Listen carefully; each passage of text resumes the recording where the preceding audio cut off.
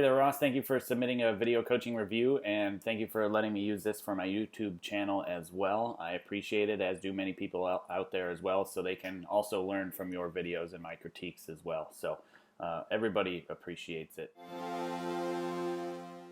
For those of you that are new here, my name is Jake Kaminski. I'm a two-time Olympic silver medalist in the sport of archery, and we're going to make this channel a great resource to all types of archery. So if you haven't yet, hit that subscription button and the notification bell. That way you're notified every time a new video is uploaded. I'd appreciate it. Anyway, let's get into it. We'll talk about your questions first and cover your background, and then we'll get into your videos. So it looks like you've been shooting for just a bit over a year, and your form is from pretty much YouTube and archers around the club. You're not sure of the extent of the habits you have formed, and you're shooting a 40-pound, 72-inch bow.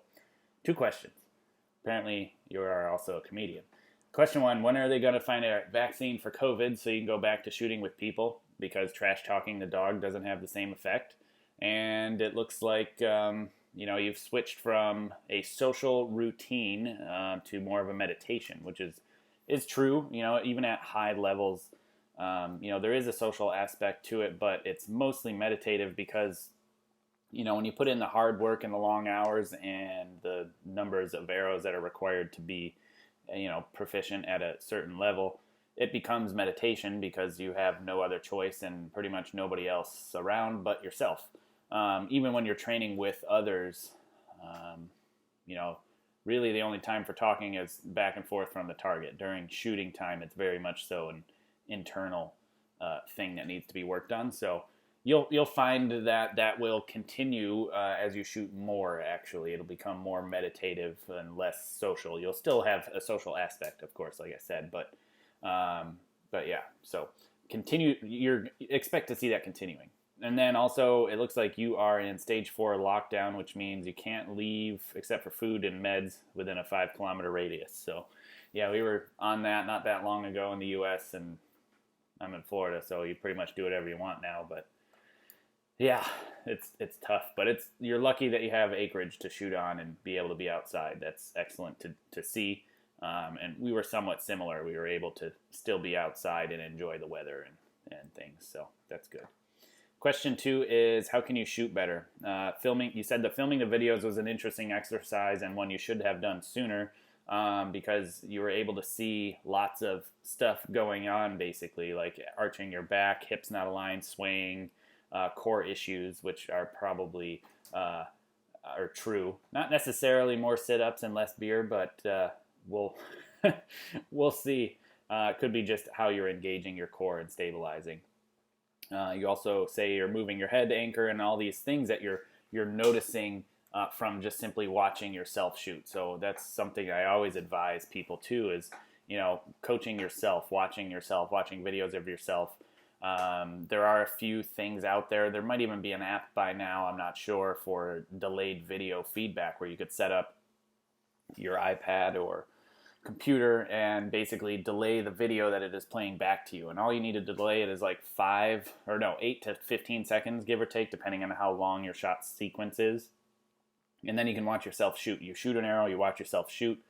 You could critique the arrow you just saw, and you do a lot of self-coaching. We did that a lot at the training center when we were first starting, and that made a big difference and was very helpful. So I definitely think that that's a good idea to do. So, and the videos and the views are excellent. I think you're just fine. I can frame these, and because they're high enough quality that I can essentially make them bigger on my screen so they look fine to you. But definitely the multiple angles helped, as well as you've added this view of the arrow impact as well, so that can help. I can assimilate things a little bit better and easier to see. So that's good. So we'll start with your front-on view here and go from there.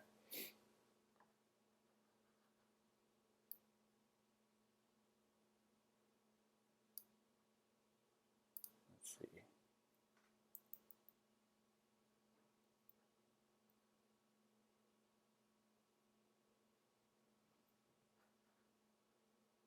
I watched a little bit of you shooting. pretty, not bad for a year.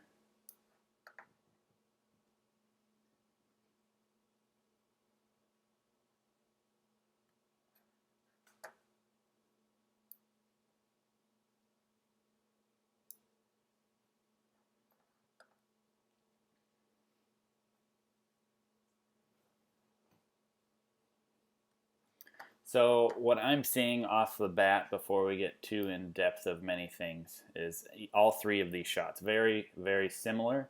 I don't even know that this one hit high. Let's check the next one out real quick.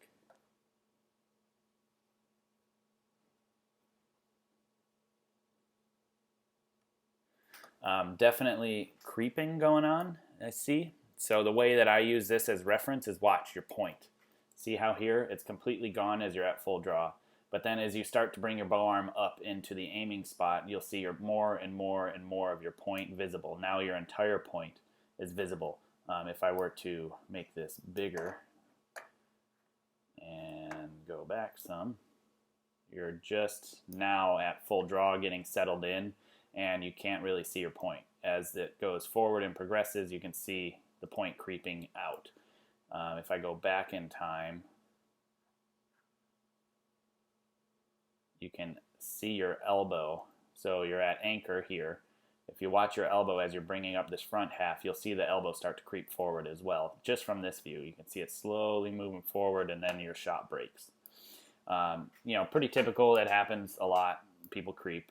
Barebow's tough because we don't have a clicker. So where that's coming from, a couple ways, a couple things that could be happening.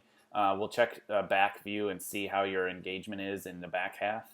But the front half, I can see that at least for me, the first shot was very apparent how you are aiming. As you're coming into the shot and starting to aim, I can see you coming up from the bottom and your bow arm is moving upwards, and then you cut it loose. When I assume you get to the correct, you can see it raising and then you cut it loose there. So I'm assuming that's basically from, you're looking for the right sight picture. So ideally, and this is tough because it's barebow, ideally you want to let that arrow be on your point of aim wherever and however you aim. And you want it to kind of sit there or near it for quite a while. And as you're, meaning a second or so. And as it's sitting there, you want to make sure that you're at the same position, full draw. You have the same tension on your back, the same tension in your arms, the same alignment, the same everything. And you want to maintain that. But many people will only try to maintain that, and that's when creeping comes in. So I would, if I was you, try to slowly add to the pressure, add more in the back, because you're losing about maybe 2 centimeters of draw length while at full draw, maybe about an inch or less. And when you are losing that much draw, it really doesn't require much, even a quarter of that, a half a centimeter, in order to make the impact change from the yellow to the black. That's would be a very small change of pressure to result in that much of a difference of impact. So really trying to maintain the draw length, and like I said, I suggest to slightly increase your draw length to compensate, because if you're not adding a little bit, you're definitely going to lose. It's very easy to creep. It is not at all uncommon to creep. The way you pull the bow back, the way you look at full draw is quite good.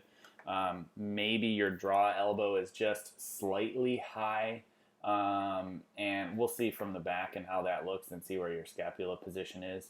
But one thing I would like to say before we move from here is when you lift up your bow, you go from essentially set position to set up position here, and then you start to pull back. So if you look from here, you're basically at brace height, maybe plus or minus a couple centimeters, and then you lift up the bow and you're still at brace height. And what that does is it basically requires you to break your alignment while you lift the bow. And then in order to get back into alignment, you have to reset yourself and get back into alignment. Something that I would be concerned of that this can cause is an impingement, an injury in this bow shoulder. If you were to shoot lots and lots of arrows with heavy bow weight, just this repetitive motion of lifting up and forward is closing this subacromial space. So there's a space up in here that's about the size of a pencil where a bunch of important things like tendons and nerves and whatnot run through that area, and eventually over time when you are reaching forward like that, it closes that space down to nothing and it actually pinches down on everything. That's why it's called impingement. And you can get numbness and tingling and pain, and if it gets bad enough, it'll prevent you from sleeping like it did to me when I had those issues. So what you want to do is your draw length at setup position should be dictated by your body position, not your body position dictated by the draw length or brace height. Even though you're not at brace height, so all that needs to happen is this wrist needs to come back to roughly in front of your nose. So if you were to do that, this gap, this space will open up, and this angle from your elbow to your shoulder to the other shoulder, that angle there right now is less than 90 degrees. You can see it's less than 90 degrees. Whereas if we were to let time go forward, and if this was your proper setup position, see this wrist in front of your nose, now you look at this elbow to shoulders ratio, and that's roughly a 90-degree angle now, which is minimum amount. If you go any more further forward or any less draw length than that, you're going to start pinching things in. So I come back to about here before I start to pull back. You'll see in some of my videos where I set into it and then I pull, and I'm back really far like this, and that's because I'm preventing injury and impingement in my shoulder.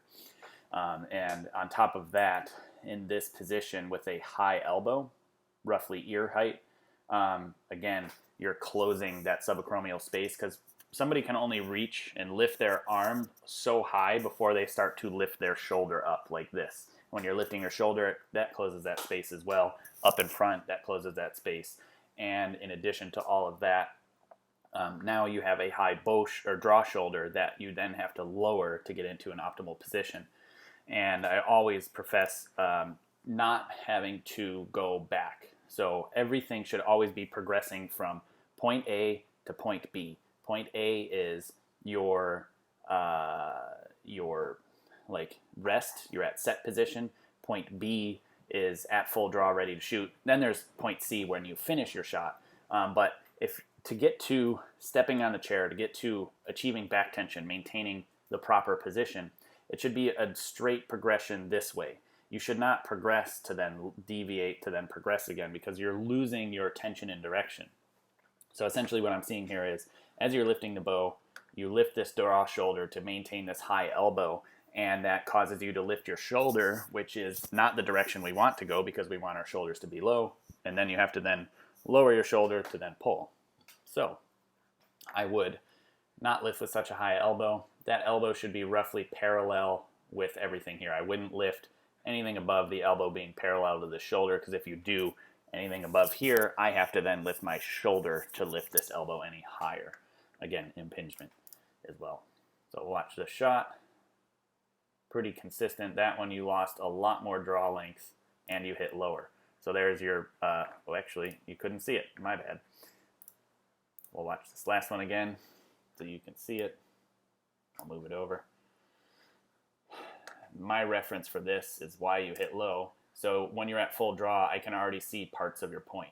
And then you creep forward so much that now I can see maybe a half a centimeter to a centimeter of the arrow shaft while you're at full draw, the frame before you cut it loose. And so you've lost a half a centimeter of draw length at minimum, and your arrow impacted low because of that. You can see down here in the blue. So there's your proof in the pudding of your draw length causing impacts on the target. So let's find, I want to look at this really quick.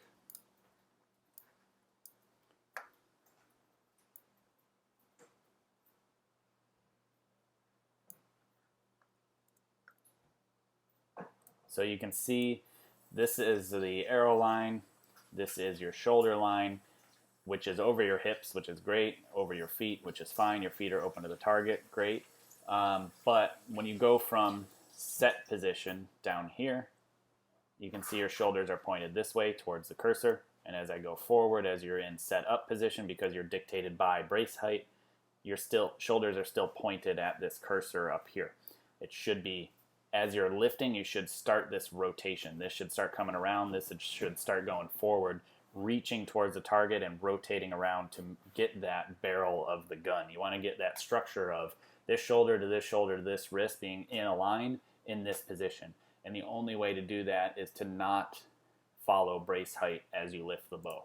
You will want to get to at least in this area to then have the alignment. You can see now your shoulders are pointed slightly further this direction, but even at full draw, I still see a bit of a triangle. If I were to draw shoulder to wrist, there's an angle, there's a break here.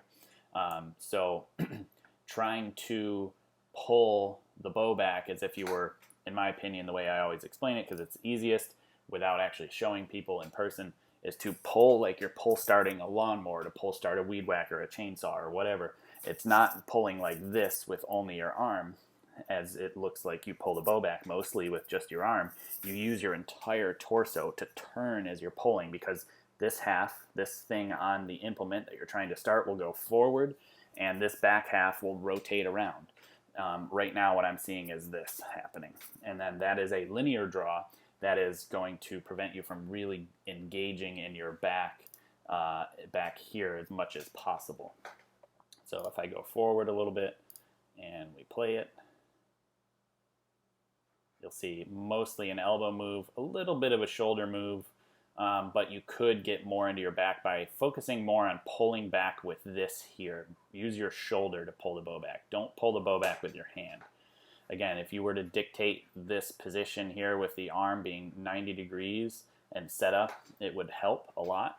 Yeah, that would help a lot. So in addition to that, we're going to talk about your release and follow through. The release looks fine, pretty clean the way you come off the string, which is great. However, the follow through is a little short and leaves a little to be desired as far as how much power comes off the string rather. So you can see you're very clean. The hand doesn't move outward, it moves straight back, which is excellent. The fingers stay nice and closed, excellent. Looks good.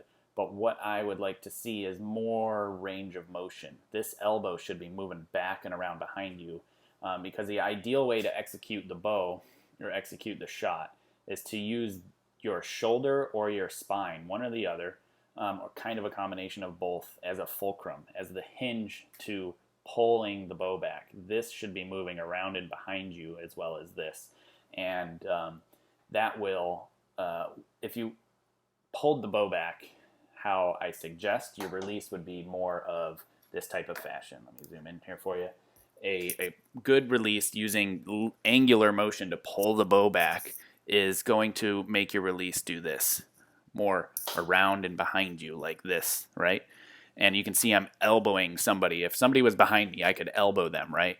The way that you release is very short and linear, and it's actually very hard for me to do because I want to move my elbow around behind me, but essentially this is your release. Very short and straight with everything. It's almost like the elbow moves back, but your whole body doesn't shift like mine does. It's like this. That's your release instead of this.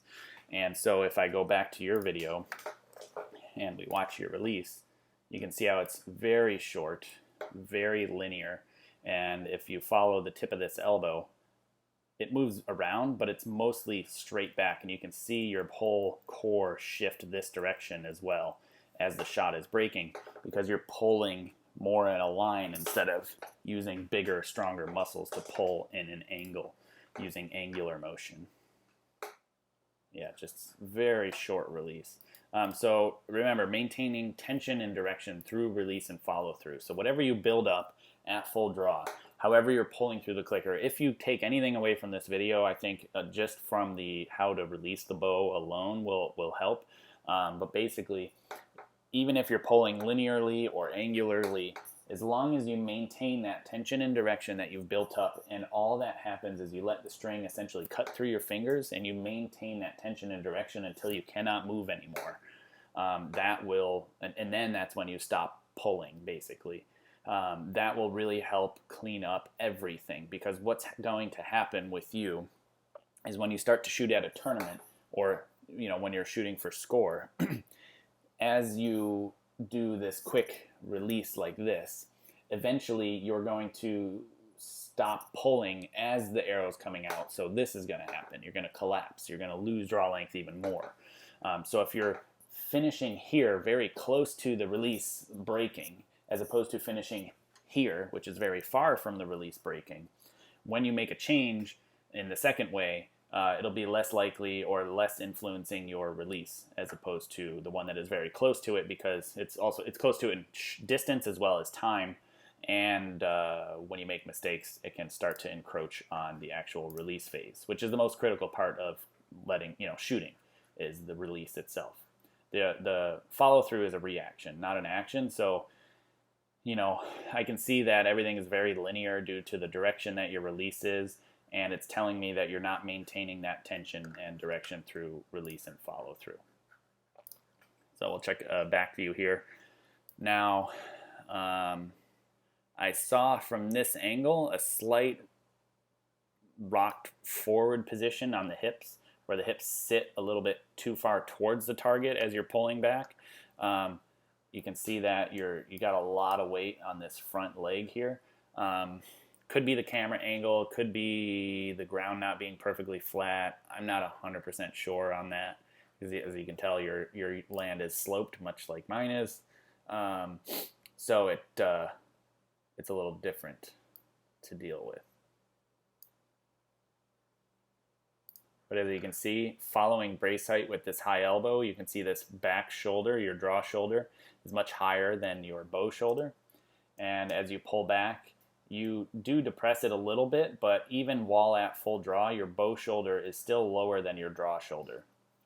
And I can tell you that most people, their draw shoulder is actually slightly lower than their bow shoulder, especially when we're shooting barebow, because our hands are so high, and shooting far distances as well. That can make a difference. So this draw shoulder, the benefits of it being slightly lower, which means your elbow slightly lower, is you have more lower trap, more rhomboid type engagement, and less upper trap, less levator engagement. Like right now, you can see you're relatively tight up in this area, and I'd be willing to bet if you were to shoot for a while during the day, this would start to cramp up and fatigue on you up there. So that was just a bit of proof. Still losing that draw length slightly as well. It happens. Again, try to add more pressure while you're aiming, as opposed to relaxing into the shot, and maintain that pressure that you're adding all the way until you can't move anymore. All the way until this elbow hits somebody that would be standing right here behind you. Right there, that's a very short one. You wouldn't hit anyone behind you, right? So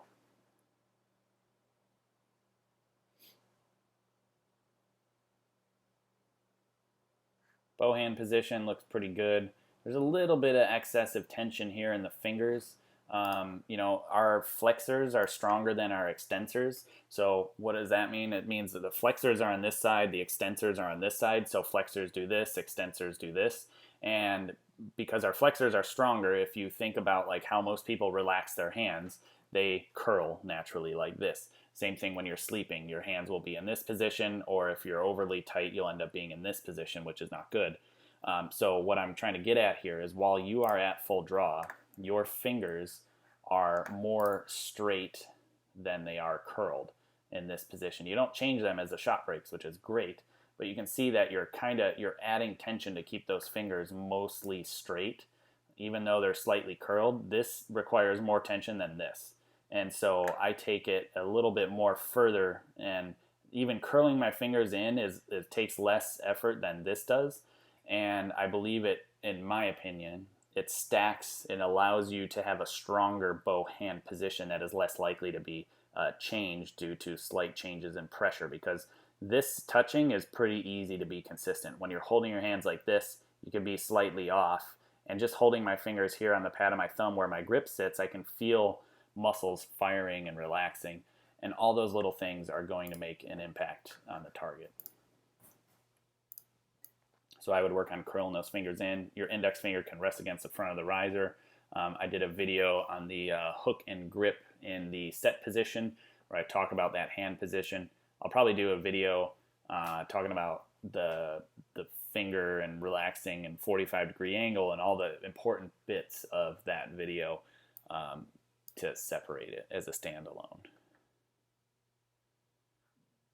But again, just that draw length there, that's going to cause a lot of inconsistencies and a lot less forgiveness in your shot as opposed to if you were maintaining that tension while at full draw.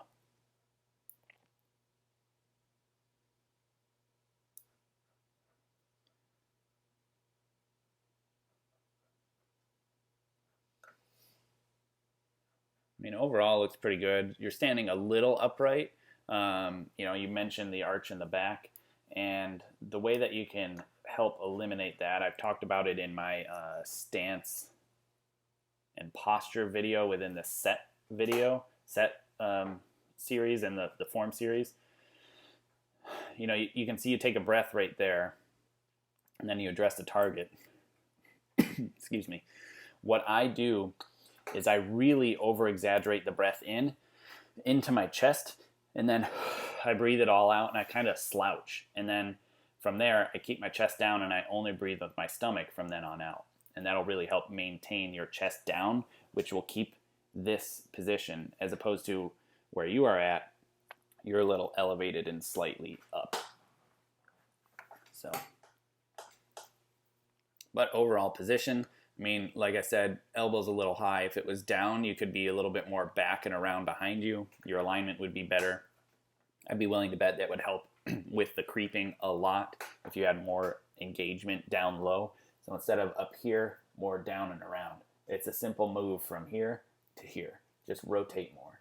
You can see my head wants to maintain position, and I can rotate more with my back. So if I'm watching you there, you can see it being much further up, less of this. Go from here to here.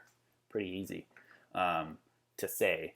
You know, it'll take a little bit of time, but now that you've started recording yourself, you'll be able to compare the two shots. And even through your release, I can still see your elbow here. It should be way far around and behind you and completely disappeared behind you if you had that really dynamic, strong, aggressive follow through. Bow hand position looks good. You maintain good bow arm control through the shot. I can see you're pressing through here in the grip, which is good. If you could just relax those fingers just a little bit, that'd be a little bit better to me. Try to make sure that you're pushing that pressure towards where you want that arrow to go, and let the bow kind of naturally jump towards the target. I can see you're maybe adding a little bit too much control over this grip because you're maintaining your bow arm position right here.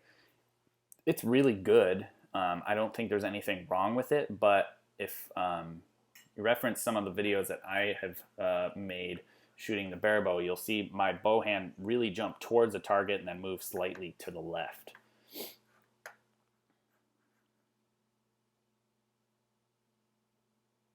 Yep. So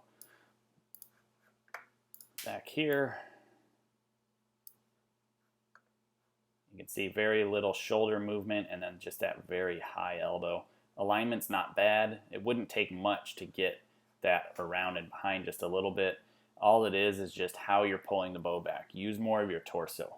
Be more aggressive with how you pull back. Lead with this shoulder. This is what pulls back everything. So as you pull back, this should move around you a lot, around, down, and behind. Again, this is easy to fix.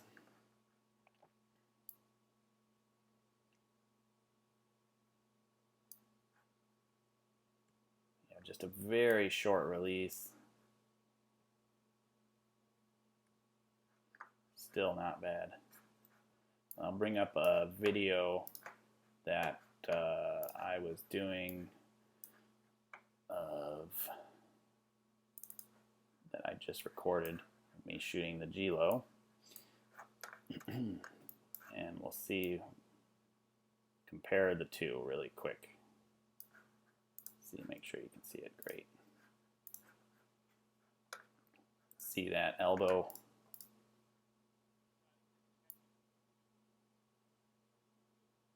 Watch the way I draw the bow.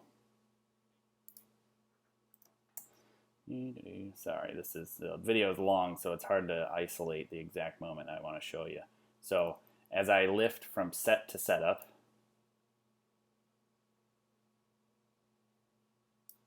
so I'm lifting from set position as you are. You can see my shoulders are pointing that way, opposite of yours because you're left-handed, but you can see shoulders are pointing that way, but as I lift, see that core rotation, and then as I start to pull back, you'll see this shoulder move around and behind quite a lot compared to where you're at. See it moving and then moves around even more. Elbows a little lower, and then watch this bow hand reaction. Oh. You'll see it now. See how it jumps forward and then moves to the left. It moves down a little bit too because when you're at full draw, the bow actually helps you hold a little bit. So you see how that bow jumps down and around, down to the left.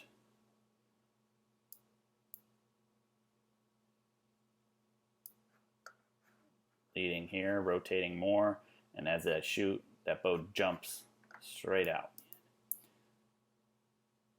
And then let's see if we can get the release on this side so you can reference it really quick. Watch as the shot breaks, it's going to come around and elbow somebody behind me, like that. So that would be more ideal if I were to say anything. Just try to work on those couple things, and I think that easily will help bring your scores up, bring your consistency up, and really isn't too difficult to work on. You'll need to work on this for quite a while, but the best thing that I can suggest is just record yourself weekly or record yourself after you make a change. Stand in front of a mirror more often. Use stretch bands. You could use your bow. Try to get those positions where you're watching yourself pull like this and using more of your back. That'll really, really help. But anything other than that, if you have any questions, just please don't hesitate to shoot me an email and ask some questions. And otherwise, it looks pretty good for shooting for just about a year. So keep up the good work and stay safe down there. And hopefully everybody will make it out of this. Clearly, you've got a nice setup here to be able to enjoy the outdoors and keep your sanity, so that's nice to see. Hey, thanks for watching. If you like this video, consider hitting the like button, the subscription button, and the notification bell. And if you're interested in supporting my channel, head to my website, jkaminski.com, where you can find information on Patreon, apparel, books, and digital coaching as well.